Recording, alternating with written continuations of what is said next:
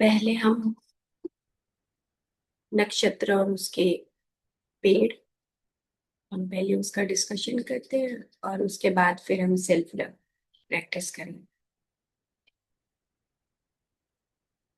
तो हम विशाखा नक्षत्र तक हमने और उसके पेड़, उसकी बात कर ली थी कि बबूल के पेड़ की बात की थी। अब हम आगे चलते हैं। अनुराधा नक्षत्र, उसके बाद ज्येष्ठ और उसके बाद मूल नक्षत्र। तीन नक्षत्र हैं। आज मूल नक्षत्र है और जो अनुराधा नक्षत्र है उसका पेड़ होता है बकुल और नागकेसर। ज्येष्ठ नक्षत्र है उसका पेड़ है लोद्र और जो मूल नक्षत्र है उसका पेड़ है सर्ज, राल बोलते हैं। हम्म, तो सबसे पहले हम बकुल के पेड़ की बात करते हैं जो अनुराधा नक्षत्र में का पौधा बताया गया है। और हम पौधों की बात कर रहे हैं कि जिस प्रकार से हम्म, जन्म होता है और जन्म जिस नक्षत्र में हुआ और उसी नक्षत्र का जब हम पेड़ लगाते हैं और उसी नक्षत्र के पेड़ की जब हम पूजा करते हैं तो हमारी लाइफ में हमारी स्वास्थ्य को लाता है। हमारी एज फैक्टर को भी ये बताया गया है कि जितना हम पेड़ लगाते हैं उतनी ही हमारी उम्र भी उसके साथ साथ पेड़, जैसे जैसे पेड़ को हम हेल्दी रखते हैं वैसे वैसे हमारी भी अ, पूरी लाइफ जो है हेल्दी रहती है। ऐसे एक साउथ इंडिया की बुक है, उसमें ये लिखा हुआ है, बहुत डिटेल में उसके बारे में बात की गई है। तो जो अनुराधा नक्षत्र है उसका पेड़ बकुल है। जैसे हमने बबूल की बात की कि दातुन के लिए बहुत अच्छा होता है, ऐसे ही बकुल का पेड़ भी बहुत अच्छा होता है दातुन के लिए। और भी इसके फायदे हैं, लेकिन ये खुशबूदार पेड़ होता है। जितने भी आगे जो पेड़ आ रहे हैं उसमें खुशबू खुशबू होती है। जैसे लोद्र में भी खुशबू होती है, जो सर्ज है उसमें भी बहुत खुशबू होती है, अरोमा होती है। तो इस बकुल के पेड़ में भी खुशबू होती है। जैसे हम एक और पेड़ की बात करते हैं साथ में, जाति। जाति एक पेड़ होता है चमेली का, उसमें भी बहुत खुशबू होती है। ऐसे ही बकुल में, मौलसरी में भी बहुत खुशबू होती है। और ये जो हमारे ब्लीडिंग गम्स होते हैं उसके लिए बहुत अच्छा होता है। जैसे अ, जब हम पहले की जो पेस्ट आती थी, जैसे हम किसी पर्टिकुलर, ऐसे नाम नहीं ले सकते किसी भी, जैसे कोलगेट है, ऐसे बीको टर्मरिक एक पेस्ट आती है। तो उसके अंदर ये आयुर्वेदा की कुछ पार्ट्स जो हैं इसमें वो डाल देते हैं। अब तो खैर एसेंस डालते हैं, इसलिए हम किसी पर्टिकुलर प्रोडक्ट की बात नहीं कर सकती। लेकिन पहले के जो पाउडर आते थे उसमें ये बकुल की छाल डाली जाती थी और उसको ऐसे पाउडर लगा के और फिर मसूरों के ऊपर रगड़ा जाता था। तो जो ब्लीडिंग गम्स हैं उसके लिए बकुल के पेड़ की छाल बहुत अच्छे प्रयोग में लाई जाती है। आज भी उसका प्रयोग होता है। तो आप नेट पे डालेंगे तो ब्लीडिंग गम्स के लिए बहुत अच्छा इसका प्रयोग है। और जो हमारे ब्लीडिंग गम्स हैं, जैसे हमारी बॉडी के अंदर विटामिन सी की डेफिशिएंसी होती है तो उससे हमारे दांत जो है वो वीक होने लगते हैं। तो उसके लिए हम ये बकुल का जो टहनी होती है, जैसे हम नीम की टहनी लेते हैं, बबूल की टहनी लेते हैं, ऐसी बकुल के पेड़ की भी जो टहनी लेकर और उसको आगे से थोड़ा ऐसे ब्रश टाइप बना के और उसके बाद उसको धीरे धीरे रगड़ा जाता है।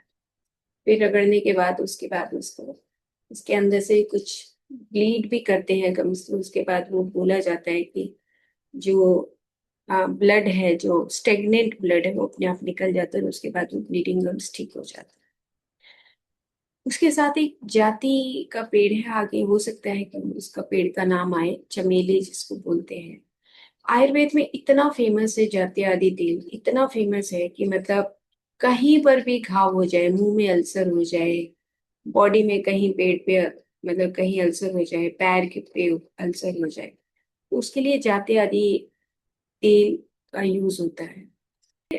हर एक नक्षत्र का जो पेड़ है, अगर हम उसको डिटेल में पढ़ेंगे, जैसे अभी तो बहुत छोटा सा पार्ट बताया है, अगर हम डिटेल में पढ़ेंगे तो बहुत अच्छे अच्छे जो प्लांट्स हैं, जैसे पीलू है, जैसे मैशवॉक है।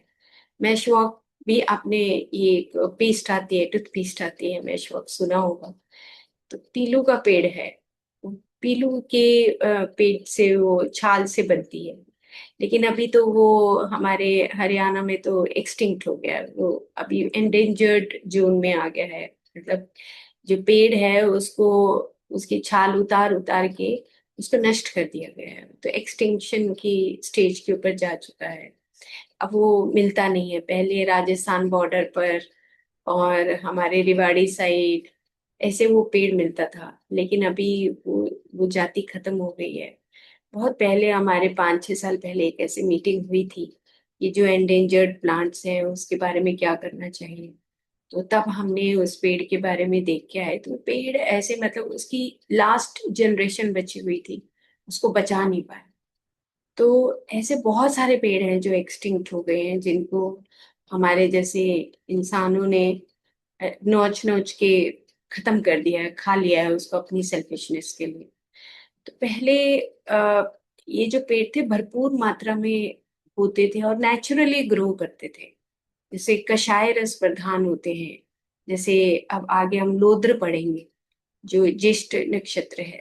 तो लोद्र भी कषाय रस प्रधान होता है, मतलब कषाय होता है। जैसे हमने पीपल बड़ के पेड़ की बात की थी कि एल्केलाइन क्वालिटी होती है, ऐसी लोद्र में होती है। और लोद्र को, की छाल को भी मेरा जो लाइफ का एक एक्सपीरियंस रहा है पीछे लगभग 20-25 सालों से, कि जो हमारी त्वचा है उसको कहते हैं ना, निखार देने के लिए, रंगत देने के लिए, जैसे हल्दी चंदन का यूज होते हैं, ऐसे लोत्र की छाल का भी यूज होता है। तो जो हमारी फेशियल पैक्स बनते हैं आयुर्वेद में, उसमें लोत्र की छाल को प्रयोग करते हैं। और ये क्या करती है कि हमारी स्किन के ऊपर जो हमारा पेरिफेरल सर्कुलेशन होता है उस स्किन को सॉफ्ट बनाती है। और हमारे जो ब्लैकनिंग स्पॉट्स होते हैं, ये कहते हैं कि एक ब्लैक हेड्स होते हैं, एक वाइट हेड्स होते हैं। तो ब्लैक हेड्स और वाइट हेड्स की भी एक अच्छी लंबी कहानी है। किसी किसी के क्या होता है कि वाइट हेड्स होते, छोटे छोटे हेड्स होते हैं, जब फेशियल कराते हैं तो वाइट हेड्स निकालते हैं महिलाएं। और ब्लैक हेड्स भी होते हैं, कहते हैं कि बाद में उसको कहते हैं तिल है, वो तिल नहीं होता, वो ब्लैक हेड्स होते हैं। तो ये क्यों है? क्योंकि जैसे जो भी हम खाना खाते हैं, तो खाना खाने के बाद क्या होता है कि ओवर ईटिंग जैसे हो जाए, या हम बार बार खाएं, दोनों चीजें ध्यान से समझने वाली हैं। जब हम बार बार खाना खाते हैं, तब हमारे खाने का जो रस है वो सही नहीं बनता। और जब सही नहीं बनता तो उसके बाद वो जब ब्लड में वो खाने का रस, भोजन रस मिलता है, तो वो अधपचा खाना हमारी पूरी धातुओं में ट्रेवल करता है, मतलब त्वचा तक। रस, रक्त, मांस, मेद, मेद तक वो ट्रेवल करता है। तो वो जब मेद तक पहुंच जाता है, तो मेद का ही उपधातु त्वचा बोला गया है।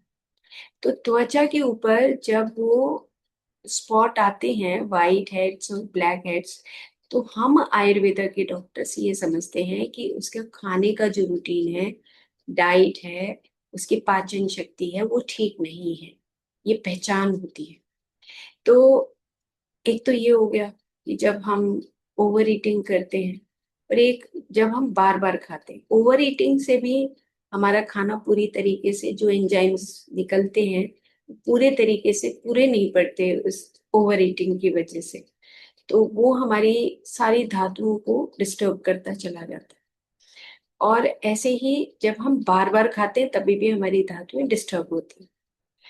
अब ब्लैक हेड्स वो होते हैं कि जहाँ पे वो मांस धातु में, मेद धातु में जाके पड़े रहते हैं और पकने लगते हैं, तो ब्लैकनिंग स्पॉट्स आ जाते हैं। और वाइट हेड्स वो होते हैं कि जैसे हम ये पहचान कर लेते हैं कि इस पर्सन ने अभी जो है ये खाने का जो उसका स्टाइल है वो बिगड़ चुका है और अभी टेम्परेरीली तौर पे है। तो वाइट और ब्लैक हेड्स की ये पहचान करते हैं कि उसके मांस धातु तक ये डिस्टरबेंस आ चुकी है। जो ज्यादा देर पड़े रहेंगे वो ब्लैक में कन्वर्ट हो जाते हैं, और जो अभी तुरंत गए हैं 3-4 महीने के अंतराल पे तो वाइट हेड्स होते हैं। तो इस प्रकार से हम पहचान करते हैं, और उसके बाद फिर लोद्र और चंदन और हल्दी का और मसूर की दाल का पेस्ट बनाते हैं घर में। आमतौर पे उबटन जो बनाए जाते थे उसमें लोद्र का प्रयोग होता था, चंदन का प्रयोग होता था, हल्दी का प्रयोग होता था, मसूर की दाल का प्रयोग होता था।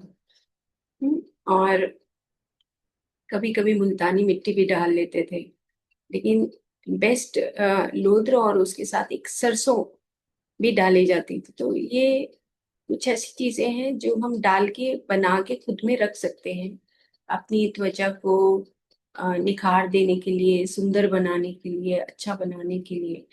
तो इस प्रकार से लोत्र का प्रयोग होता है, और भी चीजों के लिए लोत्र का प्रयोग होता है। जैसे हम क्योंकि कषाय रस प्रधान है, जैसे बहुत ज्यादा अगर ब्लीडिंग होती है महिलाओं को, एक्सेसिव जैसे मीनोपॉजल स्टेट में जब वो आती हैं तो एक्सेसिव ब्लीडिंग होती है तो लोत्र के पाउडर दिया जाता है। इस प्रकार से लोत्र का प्रयोग होता है। ओके, और फिर हम आगे चलते हैं मूल नक्षत्र का, सर्ज और राल जो है। अब इसमें ये जो मूल नक्षत्र है, ज्येष्ठ नक्षत्र है, अनुराधा नक्षत्र है, ये नक्षत्र है फ्रेग्रेंस, जो पौधे हैं जिनके पास फ्रेग्रेंस रहती है। तो ये फ्रेग्रेंस का मतलब ये हुआ कि जो हमारी जैसे लौंग है ना, ऐसे ही मोलसरी जो हमने अभी पढ़ा, लोद्र पढ़ा, ऐसी सर्ज पढ़ रहे हैं, कपूर है जैसे।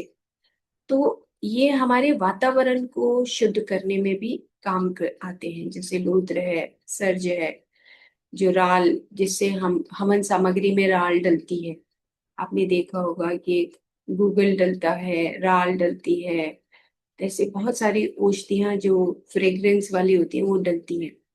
तो वातावरण की शुद्धि के लिए, और साथ ही साथ इनको anti bacterial, anti fungal, antiviral औषधियां बोला गया है।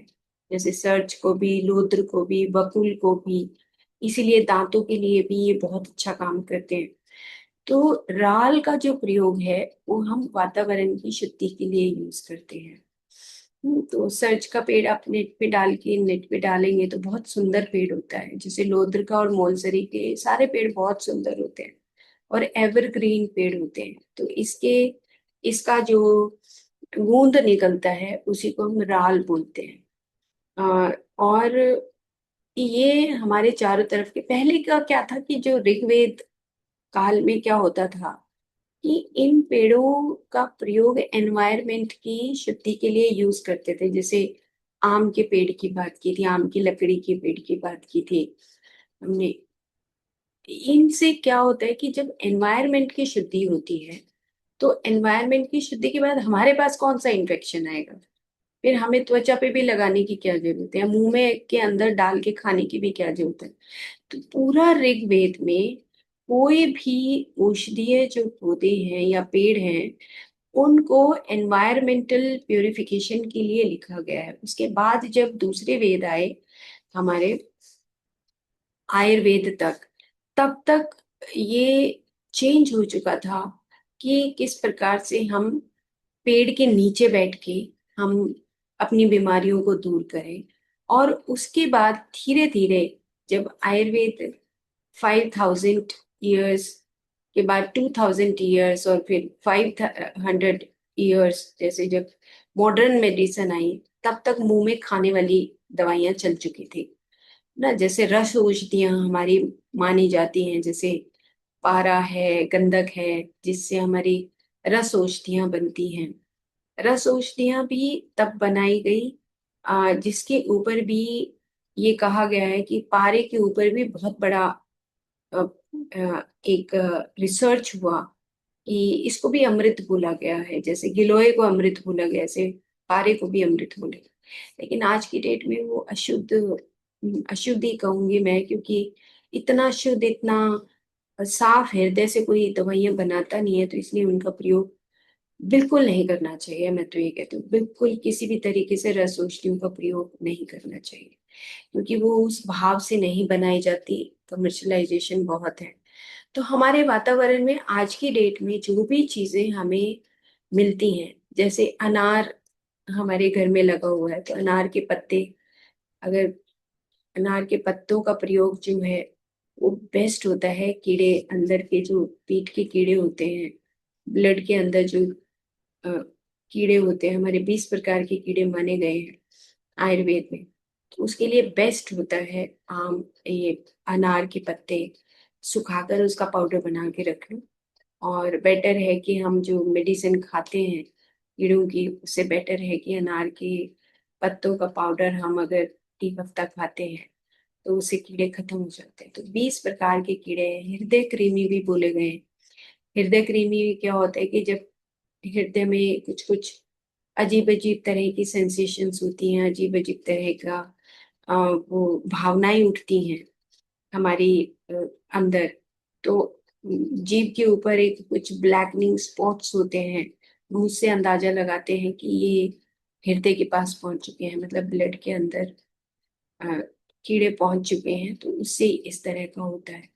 तो इस प्रकार से हर नक्षत्र अ, का जो अपना पेड़ है, उसकी अपनी खूबियां हैं, अपनी अपनी उसकी शक्तियां हैं, और उनके अपने गॉड हैं। और जिस नक्षत्र में हम जन्म लेते हैं, उस जैसे मूल नक्षत्र है, अब मूल नक्षत्र को भी अगर आप देखेंगे तो इसका क्या मतलब निकल के आ रहा है ना। तो मूल का मतलब ये हुआ कि कहीं उसका कुल से संबंध है, कहीं उसका जन्म स्थान से संबंध है, कहीं उसकी जो जो मूल नक्षत्र में जन्म लेता है वो बहुत गहरे तल पे सोचने वाला होता है ना। ऐसे करके ये एक बहुत बड़ा सब्जेक्ट है, जिसको फिर कभी आगे आने वाले समय में हम उसको वन वन करके अ, इसको करेंगे, क्योंकि लिंडा गुडमैन की बुक मैंने पढ़ी थी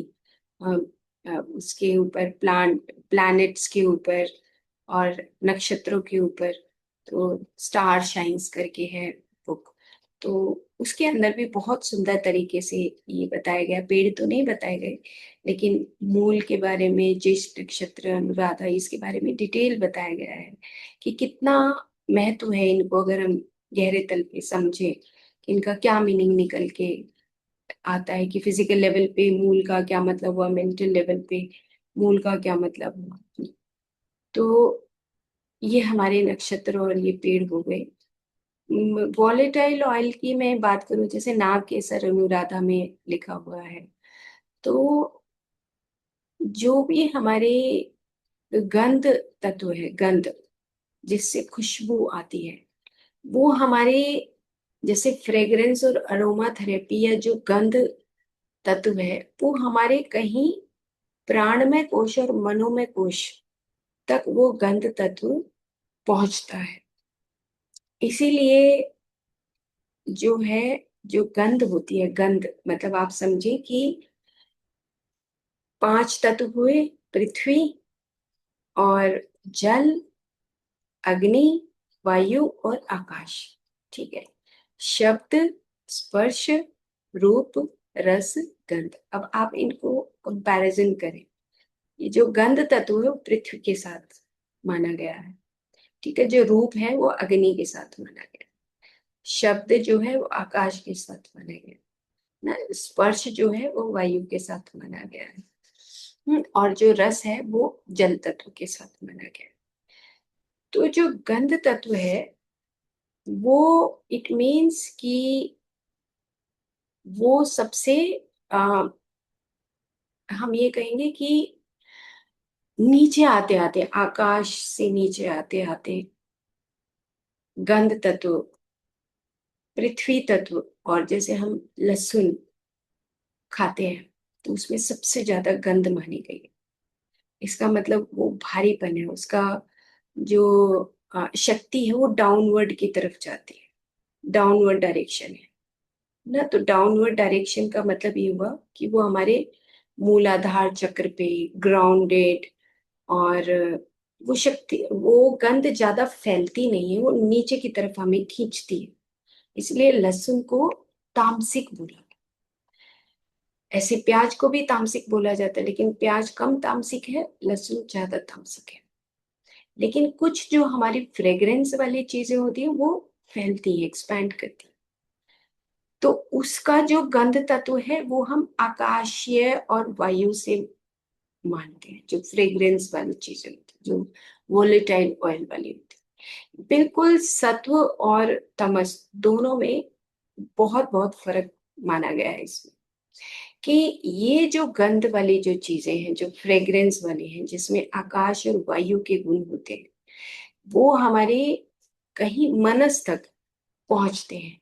तो ये रुडोल्फ स्टीनर की जो थ्योरीज हैं, उसमें भी ये बताया गया है कि अगर हम एंडोक्राइन सिस्टम, यानी कि जो हमारा डीपर लेवल पे इम्यून सिस्टम है, उसके लिए, हमारे रिप्रोडक्टिव ऑर्गेन्स के लिए या शुक्र धातु के लिए गंध तत्व को, ये वोलेटाइल ऑयल्स को यूज किया जाता था उस जमाने में, 100 साल पहले।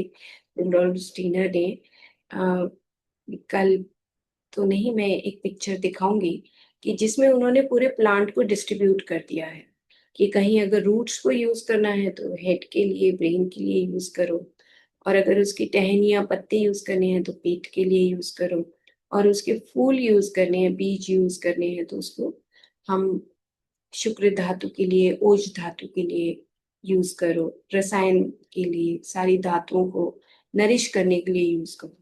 सेम ऐसे ही आयुर्वेद भी ये बताता है कि जो हमारे गंध तत्व है उसमें जो तमोगुण के होते हैं, जैसे लहसुन को बताया, और भी कई चीजें हैं जो हम धरती से नीचे की जो चीजें होती हैं वो हमारे तमस प्रधान होती है। तमस प्रधान का मतलब बुरा नहीं माने हम उसको, हम ये देखें कि जो तमस गुण है वो हमारी एनर्जी को एक्सपैंड नहीं करता और हमारी एनर्जी को ऊपर की तरफ नहीं उठाता।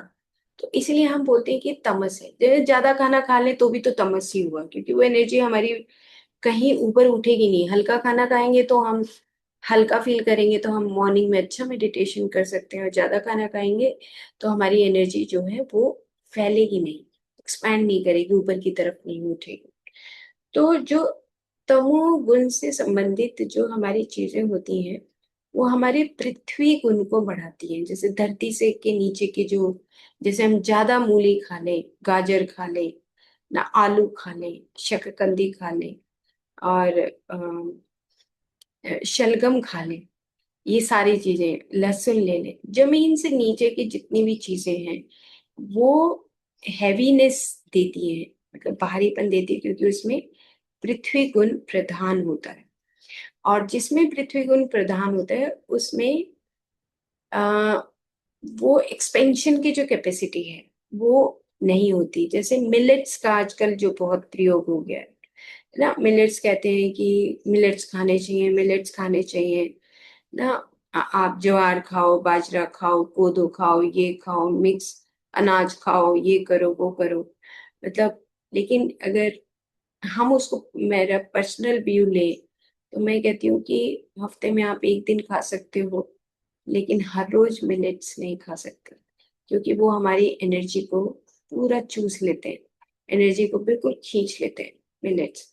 और हमारी सारी अंदर की जो ओरिजिनल अग्नि है, नेचुरल अग्नि है, उसको खींच के खत्म कर देते हैं। जैसे बाजरे को अगर हम मिक्स अनाज खाते हैं तो वो हमारी काफी हद तक हमारी एनर्जी को कंज्यूम करता है, बहुत देर से पाचन होता है, ये पचता ही नहीं। आप बाजरे को पका के देखो गैस के ऊपर, कोदो को पका के देखो, ज्वार को पका के देखो, तो कितना टाइम लगता है गैस के ऊपर पकाने। सेम वैसे ही हमारे अंदर की जो अग्नि है उसको बहुत ज्यादा अग्नि चाहिए। और वो पहले टाइम में ऐसा होता था कि हम वॉक करते थे, जाते थे, खेतों में जाते थे, खेतों में काम करते थे। अब खेतों में काम करते तो कितनी हमारी फिजिकल एनर्जी लगती है, तो जितनी एनर्जी लगती थी हम आते ही जो है वो बाकली, चने ना, बाजरा, ये सब खाते थे। लेकिन आज की डेट में खा लो बस, लेकिन उसको यूटिलाइजेशन उसका कहीं कुछ भी नहीं है, और कहते हैं मिलेट्स बहुत अच्छे हैं। पर सॉरी टू से कि मतलब ये चीजें सुन लो, लेकिन बहुत अच्छे तरीके से पूरे होशो हवास में हमें उसको यूज करना चाहिए। हमारे हार्ट के ऊपर बहुत इफेक्ट आता है इसका, हमारे ब्रेन के ऊपर, ब्रेन तो पूरा, हमारी ब्रेन की पूरी एनर्जी लग जाती है ये मिक्स्ड जो आजकल ये फैशन आ गया है। और वैसे भी बोला ही जाता है कि अगर भी बॉडी ठंडी हो गई, मृत्यु होती है, तो ये बॉडी ठंडी की तरफ लेके जाता है, क्योंकि अग्नि हमारी सारी कंज्यूम होती है अगर हम रोज खाते हैं तो। खैर, तो मैं कहाँ थी, हाँ तमस पे थी, तमोगुण पे। तो तमोगुण को समझना है कि हम एक्सेस में ना खाएं, और ऐसी भारी चीजें कम खाएं, जिससे हमारी एनर्जी डाउनवर्ड डायरेक्शन में ना जाए। तो अब वो जो लहसुन है उसमें गंध है, इतनी गंध है, और आलू में तो नहीं है। तो आलू इतना भारी नहीं है जितना लहसुन है, क्योंकि उसका गंध तत्व भी प्रधान है। क्योंकि शब्द स्पर्श रूप रस गंध, इस प्रकार से हम पैरामीटर्स मानते हैं भोजन के, कि ये पैरामीटर्स हैं। अगर हम लहसुन बहुत ज्यादा खाते हैं तो हमारी एनर्जी, मूलाधार की और स्वादिष्ठान की एनर्जी के अंदर ही हम रहते हैं। जैसे मान लो सेक्सुअलिटी है ना, लालच ना, और अटैचमेंट्स ना, वर्ल्ड फिजिकल वर्ल्ड में ज्यादा रहना, मटेरियलिज्म, ये सब लहसुन के बारे में ऐसे